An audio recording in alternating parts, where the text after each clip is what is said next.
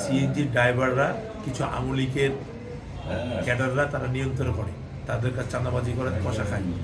তারাই দলবল নিয়ে এসে আমাদের পরিবহনের নেতা এই শ্রমিকদের উপরে হামলা করে 2 গাড়ির স্টাফকে 6 জনকে, হেল্পার, কন্ডাক্টর, ড্রাইভারকে অ্যালোপ্যাথিরে এমন মারা মেরেছে, তাদের অবস্থা খুবই একবারে সুন্নত।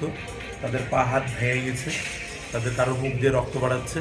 সঙ্গে সঙ্গে মাস্টারকে বললাম যে তাদেরকে তারও মেডিকেলে ভর্তি করেন। আর আমি আমার প্রতিনিধিকে, শ্রমিক ইউনিয়নের নেতাকে আর মালিক সমিতির নেতাকে বললাম যে আপনারা যে আমার শ্রমিকদেরকে একটু ট্রিটমেন্ট দেন, যদি তানোর মেডিকেল থেকে অ্যাফার্ট করে দেয় রাস্তায় মেডিকেলে, তাহলে নিয়ে আসেন, আমরা মেডিকেলে বসে আছি তাদের ট্রিটমেন্টের জন্য। এই আমার মালিক সমিতির নেতা বাবর, শ্রমিক ইউনিয়নের নেতা স্বপন, যার কারণে এরা গেছে, এদেরকেও তানোর থানা থেকে বাড়ি আসতে লেগেই এই মেডিকেলের গেটের সঙ্গে এদেরকেও মেরে হাত পা ভেঙে দিয়েছে। বাবরকেও মেডিকেলে পাঠালাম, উনিরও হাত পা ভেঙে দিয়েছে, চুর করে দিয়েছে। স্বপনকে অ্যালোপ্যাথিতে মেরে বড় মুখ দিয়ে রক্ত উঠছে।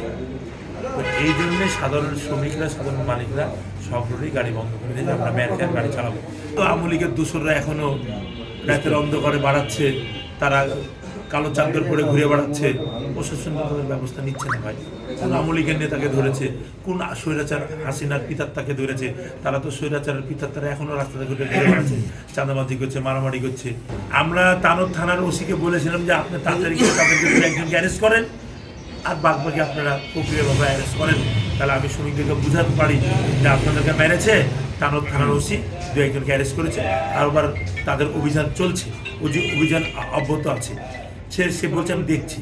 সে কোনো ব্যবস্থা না নেওয়ার কারণেই তো আমরা 2 নেতাকে মেরে দিল না। যদি উনি তথ্য নিয়ে ব্যবস্থা নিত বা কয়েকজনকে ধরতো, তাহলে তো তারা পালাতো, তারা পালিয়ে যেত। তারা তো উনি ব্যবস্থা নেয়নি বিদায় আমার আর 2 নেতা তাদেরকে মেডিকেলে নিয়ে আসতে লেগে যাচ্ছিল, মেডিকেলে আনতে যায়, ওদেরকেও আবার মেরে হাত পা ভেঙে দিয়ে ওদেরকেও ফেলে রেখে দিয়েছে। ছাত্রদের যে নির্বাচিত গুলি করেছে স্বৈরাচার হাসিনার অর্ডারে, তারা তো এখনও সব জায়গাতে বহাল আছে। তাহলে আমরা তো এখনও স্বাধীন না।